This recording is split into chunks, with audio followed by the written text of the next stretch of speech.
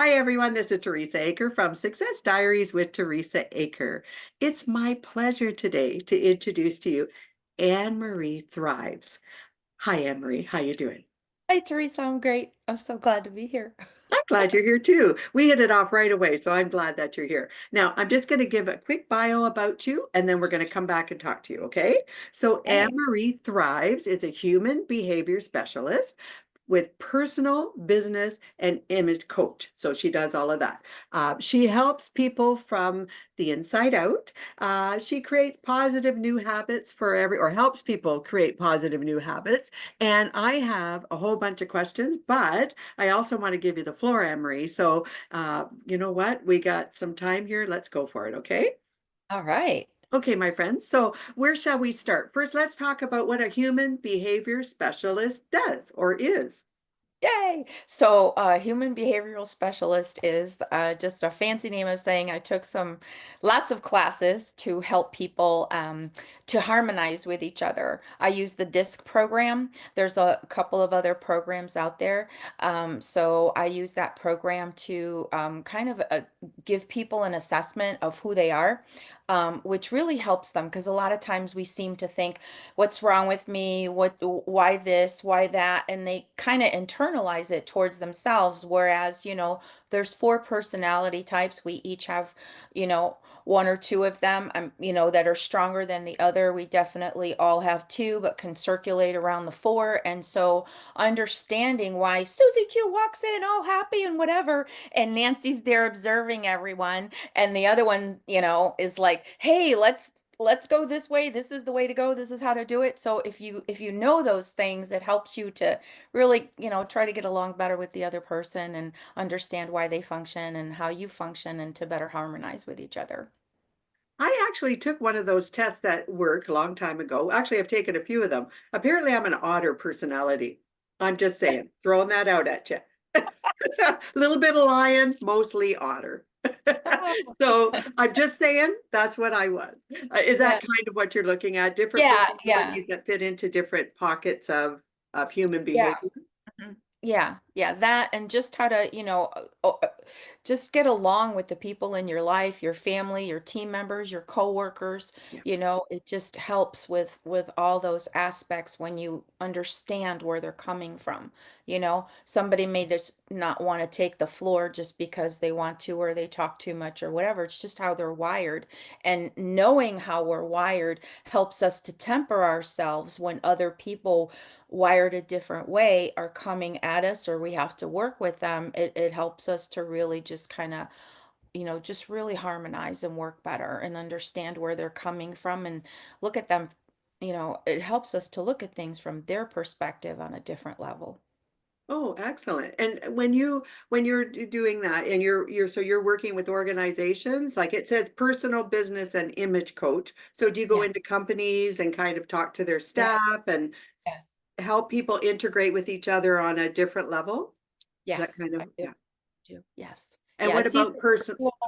it's either virtual or at the business itself. Like I'll do Zoom trainings or, at the business, however they want it. And I also do it with, with my clients when I'm working with them. So it could be personal, it could be friends, that think it's fun to do something like this. We actually did, how girlfriends do different parties. So they thought it would be fun to do this just so that they could understand each other better and whatever. And I've done, organizations, small, medium, or bigger as well. So yeah. Oh, sure. And how long you been doing this for, Anne-Marie? Um, I've been doing it for a long time, probably like 30 years. Pardon me? 30 30 years. years. That's a while. Yeah. So you pretty And much know what you're doing by now. yeah, I pretty much know what I'm doing, but I got certified a couple years ago, 2 or 3 years ago, maybe more, after COVID. So, Okay. you know, when everybody was changing things and had extra time on their hands, yeah, I got certified around that time. Oh, good for you. And how long does it take to get certified? Is that like a It few takes a years? while. Yeah, it takes quite some time. Yeah. Yeah, I would So think so. I would think so. But a nice profession for someone as friendly as you are thank you. to help people. I think that's great. And I also see here it says you help people create a positive, I guess, a positive habit Mhm. on feeling, is that about positive habits about future planning, what they're doing now? What would that entail? So it depends on the individual. I mean, on a large scale, it's all about, creating hope. And if you want this hope for your future, or you want this for your future, or this thing for your future, so we just kind of cre assess the habits that you have right now and figure out which ones are serving you and which ones need to go or need to be tweaked. And so we work on habits, to become more more attuned to who we are, what we want, and what we would like to be.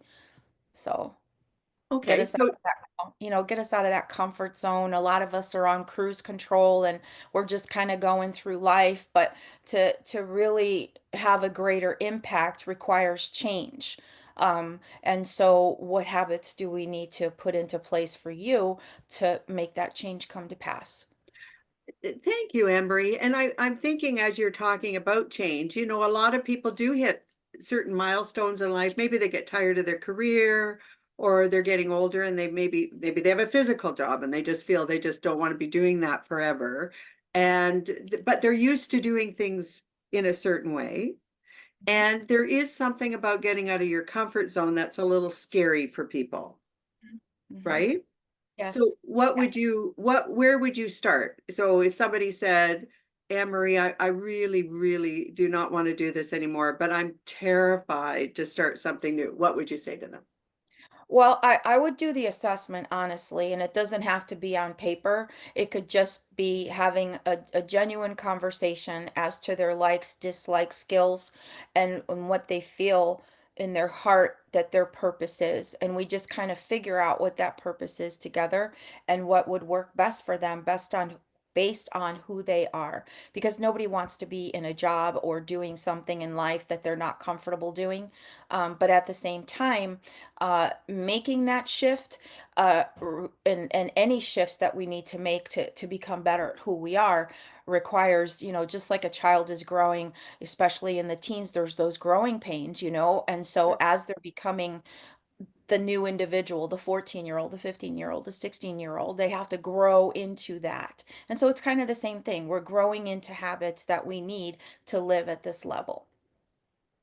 So so adding to that, each age kind of as you go along in life, you change, your personality doesn't, but your lifestyle changes, your age changes. So you're right. And a young teenager is facing going to perhaps college, university, going on to get a career, thinking about what they want to do in life. So you can come into there. And then there's more mature people who've had a career and they're facing a new chapter in their life, if you will, right? And I faced one in my 50s. I faced another change in life. It is what it is. So is that sort of you kind of work with everybody that way? Yes, I do because I myself had faced those changes, and Yeah. so I went from let's see, I started early, working when I was 16, and then I went, and got some degrees and things, and then I decided to do my cosmetology, because that was a fun thing to do at the time. But then I got into an accident. I couldn't stand anymore or keep my hands up,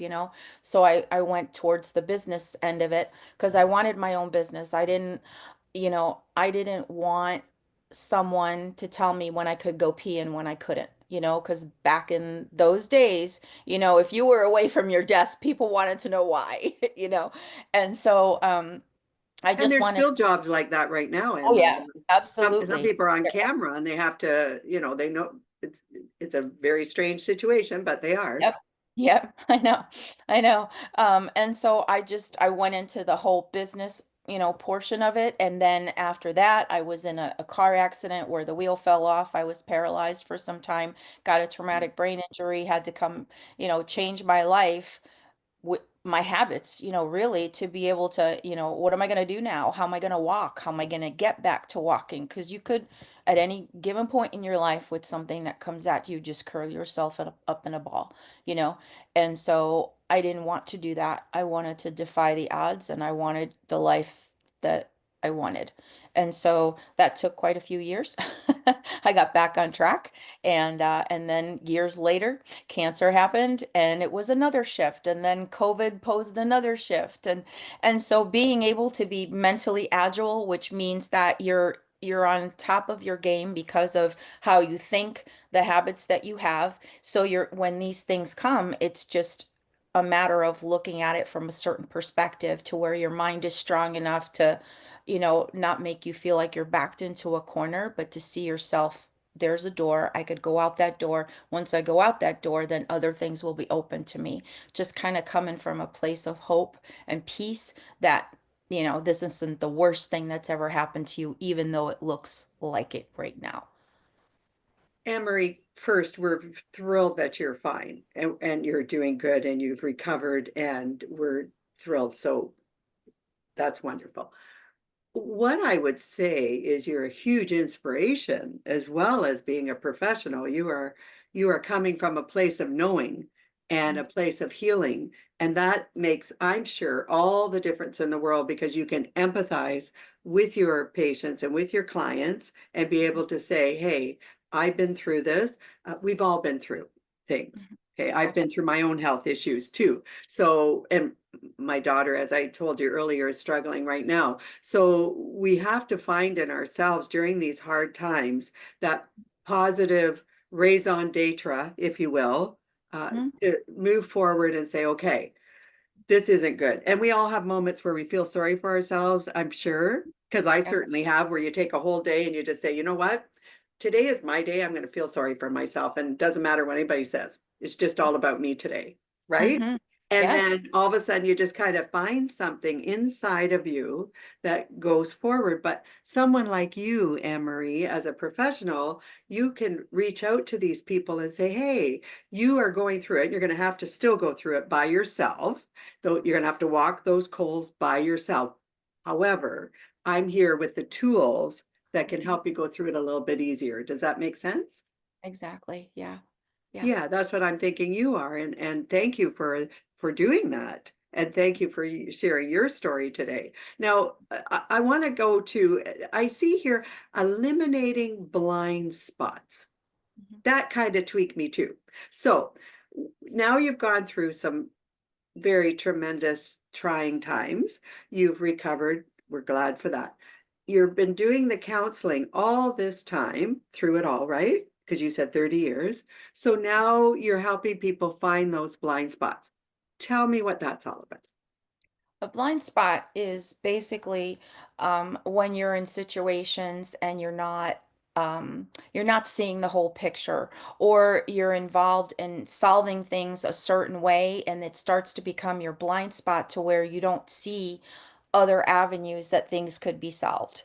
And so giving yourself an opportunity, and I practice gratefulness, I practice journaling, um, and those things are very helpful in allowing us to see. I actually did a thesis paper on how journaling affects and exercise and gratefulness affects our bodies. I mean, really from the brain core to the rest of our bodies and how it affects our lives. And so those are some of the things that I teach, not just writing down on paper or just being grateful, but really teach them. And also self-care, taking care of ourselves so that we don't become depleted mentally, physically, or emotionally, which can cause the blind spots to where we don't have the hope, the plans, and habits to succeed forward. So, It's interesting that you brought up gratitude. So when I say that now, and I want to ask you because you do journaling, I imagine you talk to people about journaling. I lost my husband back in 2021. He was the absolute love of my life, and I mean that. I mean with all my heart, the best plus one. so And I remember for a very long time I was not grateful. I couldn't see for the life of me how anyone could be grateful during this horrible grief. and it was tremendous to go through. And down the road, one of my children passed away, Mhm. and that added to it. Mhm. And so my grief was, there was Tremendous. no words. There is no words when it's bad enough to lose a husband, but to lose a child is a whole nother level of grief that you Yeah. can't even imagine. So when I went through that, I remember people saying, and I got some help, definitely from professionals, and to go through my grief. But the big thing I remember at the time, everybody said you have to be grateful. And I remember thinking, how do I used to meditate, I used to do journaling. During that time, I didn't want to pick up a book. I was angry, I was frustrated. I went through all of that. Now, I did find my way out, and it wasn't easy. But what I would ask you, Anne Marie, is it's easy to say, well, after the fact, I can easily say to people, be grateful. But during that time, I have to admit it's not as easy. What would you recommend? And I understand it depends on the personality, but I'm saying, what would you recommend? And I'm by the way, a very positive person. So what would you recommend? Well, I recently wrote a book called Diary of a Fat and Mourning Post-Pandemic Woman. And Diary of of a fat and yeah, mourning Fat and Morning. fat and Yeah, mourning got it. post-pandemic Got woman. it. And so it's got this little story behind it, but the bottom line is that during COVID, there was a lot of loss for a lot of people, and one of them was my brother. And I remember the Lord telling me at the beginning of 2020 that He was going to crown the year for me. So I'm waiting for this big moment of something that's going to happen that's going to crown my year, at least by the 31st, you know. Right. And December 2nd, you know, after some time of losing track of him because he was living over in Italy, we lost communication and we didn't know where he was. We had to find out through family members. You know, everybody's, you know, going crazy at the time right now because of all the uncertainties that were taking place. And we finally, you know, found out some information. He's going to be great. And then all of a sudden, there was a great turn and he wasn't, and he had passed. Um, and so the book is about dealing with loss. And how we deal with it. You know, it talks about addiction, whether it's, you know, food, alcohol, other ways to cope. It talks about grief, and it talks getting back on track with life, you know, kind of like what we were talking about before, because now a lot of things have changed for a lot of people. A lot of jobs were outsourced to other places. You know, now we have to learn to use computers in a different way. Nobody knew what Zoom was back at the beginning of 2020. You know, now that practically the entire world does, you know. And That's so true. all of these changes were happening, and you know, changes with people. And so I just kind of, you know, address all of that in there, Sure. where we just have to be, there's different stages of grief, and grief is like a fingerprint. So those 5 steps that they tell us are great, but those aren't the only steps. And then you have to expand on those steps to deal with it in your own way. And it has to be dealt with. You know, I'm Christian. In the Bible, it talks about a certain period of time of grieving. The Lord gave them 30 days. And when you think about it, it sounds a little odd, you know, but proper grieving where you think about what, and there's another scripture that says, you know, may their memory be a blessing to you. So when you start looking at the memory of that person as a blessing to you, you start to remember things that they did that were fun, that memories that you shared together. And that just kind of helps to lighten the heart to remember that person in a way that, you know, you're now honoring their legacy, whatever it was that they left behind. Mhm. Um, and it's not a monetary thing, it's a memory thing. It's a feeling thing that they left with you. Those are the things that you focus on. And I don't think there's a person on the planet, even the most evil one, that when they pass, they want those people to suffer and mourn them forever. I Right. don't think there is. You know, I'm in a lot of grief groups online, and it really saddens me. I mean, I even have family members that just can't seem, I mean, it's been 30 years since the person passed, and they cannot seem to find their way out of a paper bag. And the reason why I believe the Lord, and it says it in other scriptures too, and that's a whole other subject, but Sure. He wants us to be healthy. I remember a really good friend of mine passed away, and there was a group of us that were friends, mainly also my pastor's wife, and I had gone to the funeral that day. She left behind a husband, other family, and a 2-year-old little girl. And watching a little girl watch her mother's casket and say, "It's so ugly, it's so ugly," when we were at the cemetery, was like there wasn't a dry eye in that place. And I remember it was a Wednesday, so we had church that night, and I went to church, and my friends, she couldn't go to the funeral. So when I walked in, she asked me how I was doing and how everybody was, and then she pointed at my heart and she said to me, she goes, "Don't let the grief get in your heart. Honor her memory. But when grief starts to get in your heart, then havoc wreaks, you know?" And so I took that as grieve the person, you know, it's okay to say you're feeling a loss and that you're sad and you miss them, but honor them by living the best life that you can, so that if they were here with you, they would be like cheering us on, because it's not, I mean, there's so much scientific evidence and spiritual evidence to point to what happens when we don't move through the grief. You don't pass on, you don't forget the person, you don't forget what happened to them. You understand that there's an ebb and a flow with when it comes to those memories that come up or the grief that comes up, because it's like a wave, when it's high tide, right? So but understanding where you are with the hope to move forward, because otherwise, It's true. It's, you know what? It's funny that you said that because so you went through your own traumatic experiences and your own yeah. health issues. So you would have had to find your faith. And it's Mhm. interesting that you said that because I remember the day, almost the moment that after my husband passed away, where I actually thought about him. We had a funny moment on our way to the cottage, and I started to laugh for the first time in you're thinking of someone that you love. And then I remember a funny thing that happened to us, and I'm laughing to myself, thinking, I can't believe we did that, right?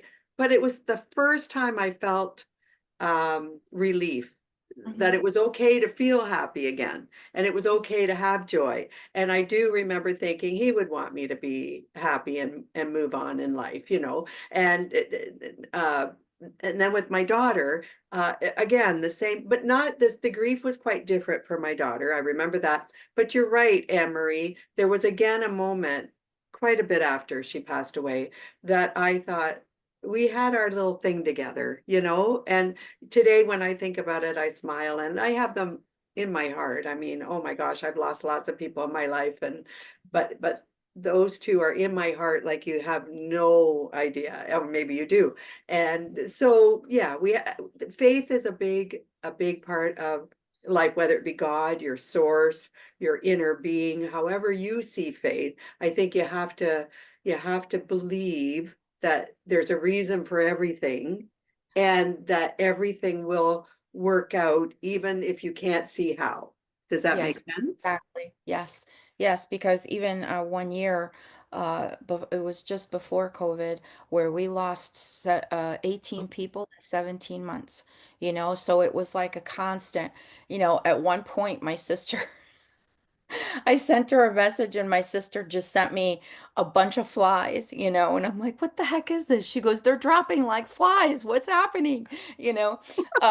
And just there's that humor that Oh, even though it's a very sad moment, it's nice to have that lightness for a second, because we're both very direct people. I mean, I make no light of anyone who's going through grief. no, Just no, but I get your point. yeah, I mean, one day we were on the phone with my mom. We were doing a three-way call, and one of my uncles had passed away, and she's of old country, submit your condolences right away and be there for the family, which is right. Yeah, But it was like and she's like, "But it's 8 o'clock at night. Do I call her now?" And she's like 5 minutes going through this in her head with us on the phone. Do I call her now? Do I call her in the morning? And my sister said to her, "Ma, you know, whether you call her tonight or you call her tomorrow, the fact of the matter is he's still dead." And so that just kind of, you know, snapped her up and she started laughing, which kind of took her out of where, and she knew that she meant well, that she wasn't saying it as No. disrespect or anything like that. But just finding those moments where you can Live find, again. yeah, yeah, because It's that positive living again. yeah, and it's like an eclipse. When an eclipse happens and the sun is totally covered, it is dark. You cannot see, It's true. especially where it is on the planet. So acknowledging that the eclipse is happening, but also acknowledging that it's not going to be like that forever, that eventually it's going to move along. But you have to honor the grief time. You really have to honor the grief time and you have to honor getting through. You never I- get out. You never get over.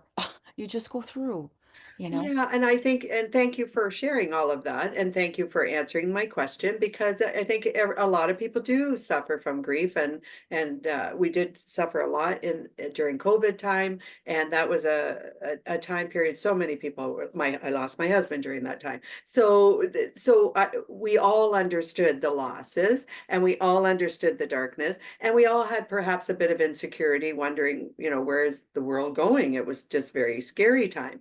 And today, when I look back too, I think the interesting thing for I think a lot of people during grief, and or anything, even a loss of a job, loss of anything, everything does come to an end, whether we want it to or not. We want things to stay the same perhaps, but one thing I do unequivocally realize: there is a chapter for everything in our lives, and we have to honor the other person's chapters. So although my husband and my daughter could not be with me for my entire life, I got to be with them for their entire life.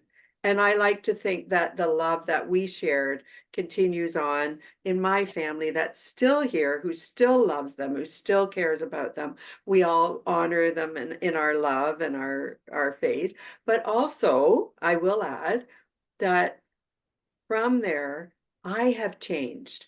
I have changed. I have found new ways of being involved in my life. I've done new things that I would never have done before, that I'm so proud of, that Yeah. I think we have to realize one has to be let go before you can move. And you're right. If you don't let the grief flow through, you stay stuck.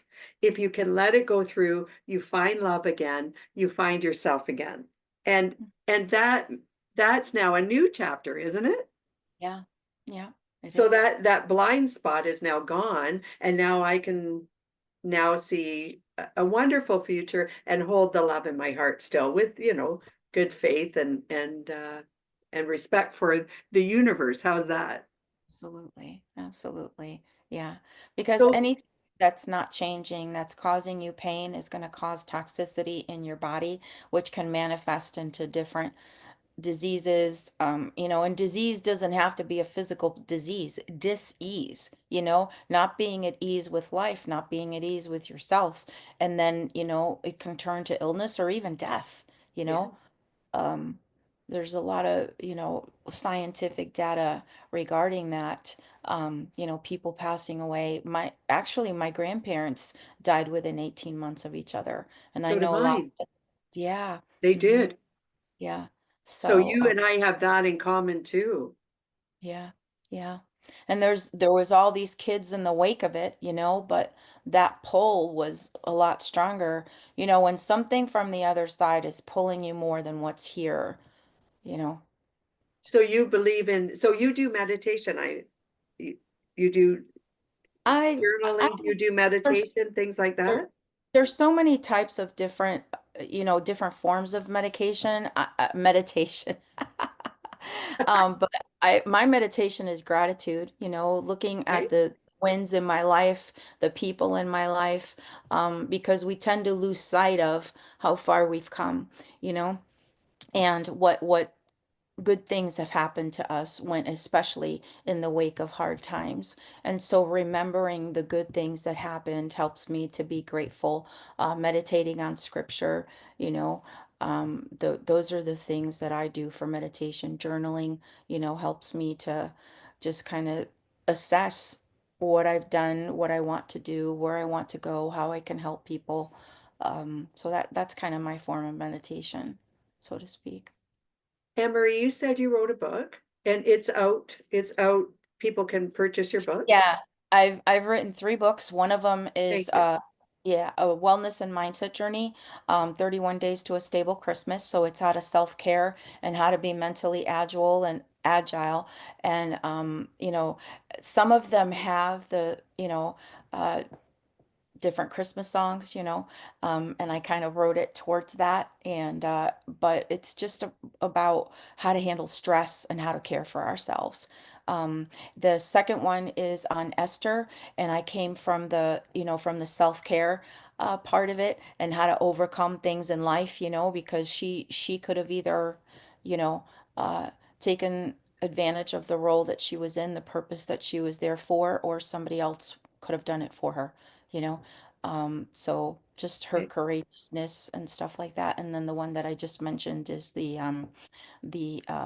fat and mourning post-pandemic woman.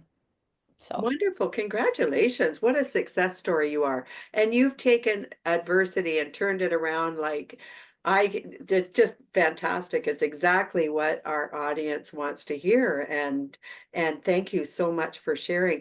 Now I want to ask you, Anne Marie, would you come back for another episode with us? Because we have sure. so much more we could talk about. Sure, sure. And I do have, I just remembered I have on my website, there's a free resource. Uh, One is for business and one is just, general, but 10 vital keys on how to go from surviving to thriving, which are the things that I put in place each time I needed to, like when I first got into the accident, when I was just, in my mid 20s, and then throughout life, just different ways to look at things and handle things so that we can come through better. Oh, wonderful. Thank you for sharing that as well. So we can Yeah. put that in the bio. So I will make sure I have that information for us and we'll put that in there because as you overcame, I mean, cancer is scary for anyone to go through and you found your faith and you found a way through it. And I'm glad you're okay now and all is well. And you had a car accident, you had a lot of trauma, and boy, you're an inspiration to everybody. So we definitely want to look at the books. Do you have another book in the horizon by chance? do. I do. There's Yeah. there's 3 or 4 coming out, and one of them is about legacy, is remembering people. I'm going to be talking about, a lot of those people that I talked about that are now gone and what they taught me, and hopefully that'll be a blessing to other people. Just It talk a little, already is. yeah. So. Wonderful. So this is Anne Marie Thrives. She's talked to us about her books, her recoveries, her wonderful way of getting through some terrible, terrible times. She's helped me with what I went through and how I came to the other side. And we all want you to come back. So one question I do have for you is anybody wanted to reach out to you right now? I'll have everything on here for you, but what's the best way to reach out to you, Anne Marie? On my website, wethriveatlife.com or wethriveatlife@gmail.com, either one. Perfect. Mhm. Thank you again for joining us today. I'm Teresa Aker from Success Diaries with Teresa Aker. I hope you're all having a great day, and I look forward to talking to you all very soon. Thank you. Bye-bye.